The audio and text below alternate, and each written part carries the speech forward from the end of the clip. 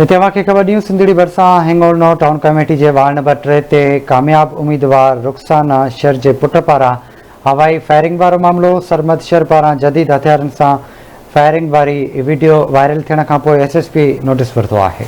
अहम खबर खां आगाह कयूं पिया। सिंधड़ी भरिसां हिंगोरनो टाउन कमेटी के वार्ड नंबर 3 ते कामयाब उम्मीदवार रुखसाना शर के पुट पारां हवाई फायरिंग वारो मामलो, जैमें सरमद शर पारां जदीद हथियारन से फायरिंग वारी वीडियो वायरल थियण खां पोइ SSP नोटिस वरितो।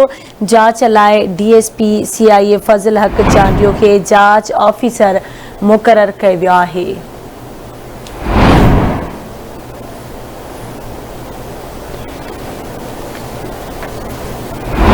सरमद शर पारां जदीद हथियारन से फायरिंग वारी वीडियो वायरल थियण खां पोइ SSP नोटिस वरितो आहे, जॾहिं त जांच लाइ DSP CIA फज़ल हक चांडियो जांच ऑफिसर मुक़रर कयो वियो आहे।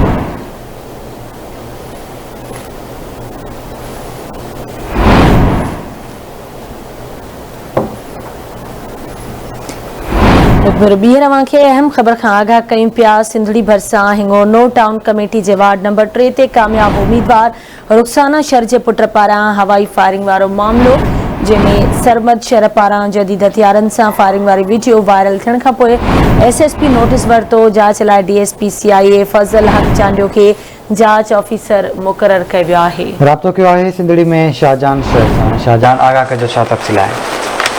जी मां तव्हांखे ॿुधायां, हीअ जेका PT उम्मीदवार टाउन हिंगोरनी वार्ड नंबर 3 ते डॉक्टर रुखसाना शर, जंहिंजो पुटु सरमद शर, उनजी कामयाबी ते जेको हिंगोरनो शहर में सरेआम फायरिंग करणी, जेका मुख़्तलिफ़ हथियारनि सां फायरिंग करण वारी वीडियो ई सोशल मीडिया ते वायरल थी, मुसलसल सोशल मीडिया ते वायरल थियण खां पोइ SSP मीरपुर ख़ास असद अली चौधरी जेको नोटिस वठी छॾियो आहे। CIA DSP फज़ल हक चांडियो खे इहो हिन हुकुम जारी कयो आहे त जांच टीम जोड़े जेको इंक्वायरी कई वञे, जंहिंखां पोइ जेको हिंगोरनो शहर ऐं भर पासे जेके इलाइक़नि में जेको ख़ौफ़ वारी सूरत हाल थी आहे, जंहिंखां पोइ मीरपुर ख़ास ज़िले सदर फंक्शनल लीग जो जेको मुबारक मारे उन बि इहो कुझु ज़ाहिर कयो। इलेक्शन कमीशन के घुर्जे तो फौरी तौर नोटिस वञे, हिन ख़िलाफ़ कार्रवाई कई वञे। जी ठीक है, मुंहिंजी महिरबानी। शाहजहान तफ़सील खां आगाह कर लाइ।